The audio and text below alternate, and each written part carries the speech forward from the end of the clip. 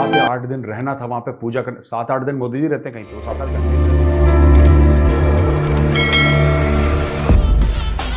जिस दिन पाकिस्तान के पास 10 अरब से ज्यादा फॉरेन एक्सचेंज रिजर्व्स होंगे और यह समस्या टल जाएगी जो आज की तारीख में पाकिस्तान के पास है, जिससे पाकिस्तान घिरा हुआ है। पाकिस्तान का पॉलिसी होता था कि अब श्रीनगर कैसे लेंगे, इमरान की नाकामी के बाद हम मुजफ्फराबाद G20 एक दफा इसका सेशन गुजर जाए, उसके बाद मोदी जी बैठे हैं, मोदी जी कभी बता के थोड़ी थप्पड़ मार पाकिस्तान छोड़ो यार, उसमें आजाद होना होगा, हो जाएगा। तुम अपना मुल्क तो पहले ठीक कर लो यार। कश्मीर में हम ना गुलाम हो जाए। बिल्कुल ऐसी गुलाम तो हैं हम, हो क्या जाए। आप फिर वही बात कर रहे हैं, गुलाम तो हम हैं। आप बेफिक्र हो जाएं, अल्लाह माफ करे, वो नहीं कर सकते।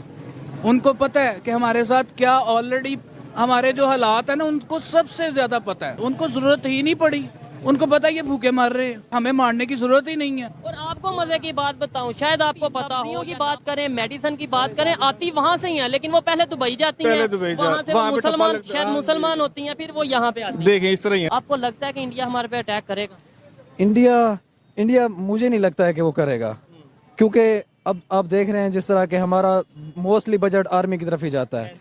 वो जानते हैं कि अगर उन्होंने किया हम पे हमला तो हमने भी कर देना है, हमने पीछे नहीं हटना। वो वक्त आन पहुंचा है कि जब वो पाकिस्तान में इंडिया हमला कर देगा, अटैक कर देगा, मतलब हर चीज में इंडिया को ले आते हैं। और at the end chief of army staff, जो सबका चीफ ऑफ आर्मी स्टाफ है, उन्होंने ये कह दिया जी वो उनसे तो हम जंग ही नहीं कर सकते। नो डाउट जंग करनी भी नहीं। मुसलमान और इसके अंदर एक जिहाद, और उसके बाद How many times it happened that a smaller force vanquished a bigger force by the will of Allah? ये चीज के क्या ये वो जो एक स्ट्रेटजी, ये जो एक लोग बातें करते हैं गजबाई हिंद वाली के गलबाजिल करना, क्योंकि आजकल की जो जंगें हैं, जो वॉरफेयर है, उसका तो स्टाइल ही चेंज हो चुका है।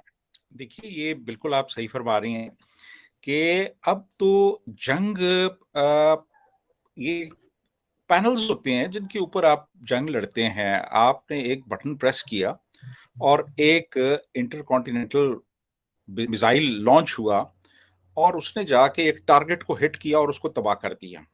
ठीक है जी। अब मिसाल के तौर पे जो हेल फायर मिसाइल है, अपाची हेलीकॉप्टर्स जो इस्तेमाल करते रहे, वो 6 किलोमीटर दूर से वो अपने टारगेट को हिट करता है। वो नजर भी नहीं आता कि वो कहाँ पे है।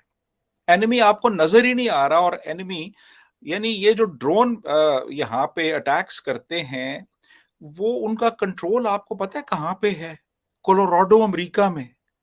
और वहां पे इस तरह स्क्रीन्स हैं, जैसे ये मेरे और आपके सामने एक स्क्रीन है, और इस स्क्रीन के ऊपर बैठ के जॉयस्टिक्स के साथ वो उसको ऑपरेट करते हैं। तो अब तो ये दौर आ चुका है, यानी जो मॉडर्न वॉरफेयर है उसमें तो अब बिल्कुल वो सारा जो एक पूरी डॉक्ट्रिन जो है मिलिट्री वॉरफेयर की, वो तब्दील हो चुकी है।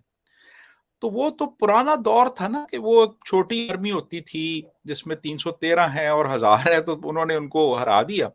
लेकिन अब ऐसा नहीं है। ये टेक्नोलॉजिकल एडवांसमेंट का है, ये इक्विपमेंट का है, ये दौर इंफॉर्मेशन का है। आपके पास कितनी इंफॉर्मेशन है एनिमी के बारे में, आप कितना कुछ जानते हैं, आपकी प्रिपेयर्डनेस कितनी है, आपके पास इक्विपमेंट क्या क्या है। तो अब इस दौर में ये कहना कि वो छोटी आर्मी बड़ी आर्मी को हरा देगी, वैसे तो माफ कीजिएगा 1971 में कोई इतनी छोटी आर्मी तो नहीं थी हमारी, काफी बड़ी आर्मी थी। लग रहा है कि इससे पहले, क्योंकि हमने देखा है कि बड़ा ही एग्रेसिव नैरेटिव आया DDISPR की स्पीच पे, और फिर उसके बाद अब ये कोएग्जिस्टेंस की बात की गई, तो क्या ये एक तरफ हम अच्छे फ्रेंडली रिलेशंस की बात करते हैं, नेबर्स के साथ ताल्लुकात बेहतर बनाने की बात करते हैं, और हमें कौन थ्रेट दे रहा है? हमें किसी ने थ्रेट नहीं दी, हमें कोई इंटिमिडेट नहीं कर रहा। और इसके बावजूद अब इस किस्म की जो स्टेटमेंट्स हैं, इस तरह के बयानात देना बेसिकली पब्लिक कंजम्पशन के लिए होते हैं। ये इसलिए होते हैं जी कि लोगों को बताया जाए जी कि हमारा ये स्टांस है, और कोई ये ना कहे जी कि इन्होंने जी कुछ कश्मीर पे कॉम्प्रोमाइज कर लिया है, या इन्होंने इंडिया के साथ कोई समझौता कर लिया है, या कोई और ये पीछे हट गए हैं, बैकफुट पे चले गए हैं। तो इस चीज को न्यूट्रलाइज करने के लिए इस तरह की रिटोरिक का सहारा लिया जाता है। सिर्फ अपने आप को बताने के लिए कि नहीं भाई हम तो अब वहीं खड़े हैं जहां पहले थे, हमने कोई लचक नहीं, हम नहीं लचक दिखा रहे किसी किस्म की, हम कोई समझौता नहीं कर रहे। तो बेसिकली ये इस तरह का एक कंजम्पशन के लिए, लोगों की कंजम्पशन के लिए, और जो मुखालिफिन है उनकी कंजम्पशन के लिए वो इस किस्म के बयान इंडिया दिए जाते जंग हैं। करने के मूड में है, या वो जंग करना चाहता है, या उसके फेवर में जाती है किसी से लड़ाई करना, और क्या पाकिस्तान भी जंग करने की सिचुएशन में है? देखिए 47-48 में हमने कबायली भेजे कश्मीर में, और उन्होंने वहां जाके हमले किए, लूटमार की, और जब ये आगे बढ़ रहे थे तो फिर उसके बाद वो जो महाराजा हरी सिंह था उसने इंडिया को कहा कि मेरी हेल्प करें, और फिर इंडिया ने वहां पे कमांडोज उतारे, हमने अटैक किया था 47-48 में। 65 में ऑपरेशन जिब्राल्टर हमने शुरू किया था, और कश्मीर में फिर हमने दोबारा वही ऑपरेशन शुरू कर दिया। तो उसके नतीजे में फिर आप देखिए कि इंडिया ने वो इंटरनेशनल बॉर्डर पे अटैक किया, ये लाहौर की तरफ से।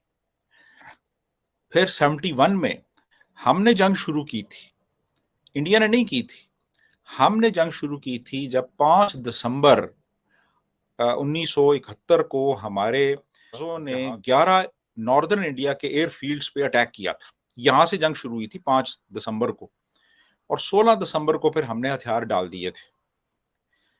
फिर कारगिल हमने किया था कि वो एक अनरिटन अंडरस्टैंडिंग थी कि सर्दियों में हम भी पीछे आ जाते थे, अपने मोर्चे छोड़ के वो भी पीछे चले जाते थे।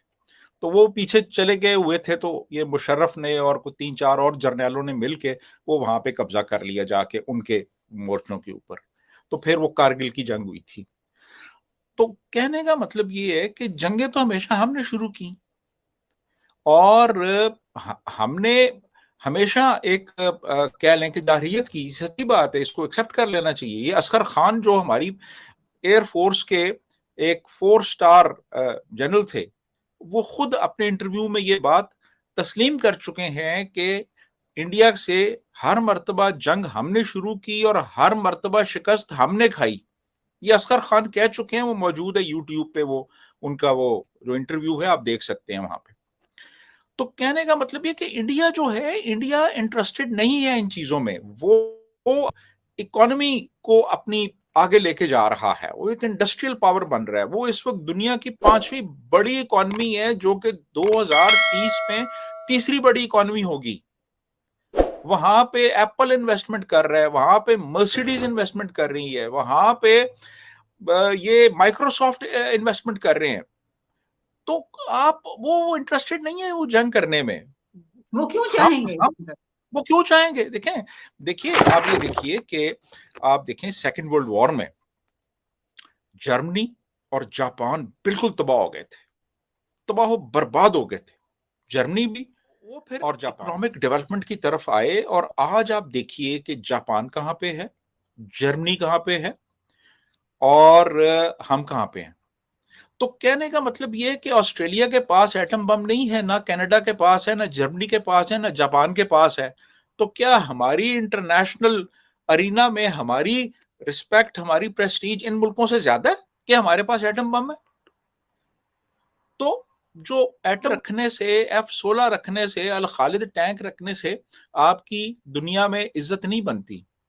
इज्जत बनती है कि आप इकोनॉमिकली कितने स्ट्रांग हैं, कितने स्टेबल हैं, आप क्या एक्सपोर्ट कर रहे हैं दुनिया को।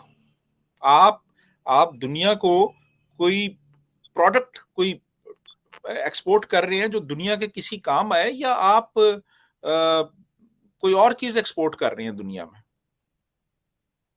हम बहुत कुछ एक्सपोर्ट करते रहे हैं, लेकिन आपको पता है कि वो क्या, हम किस, हमारी पहचान क्या है।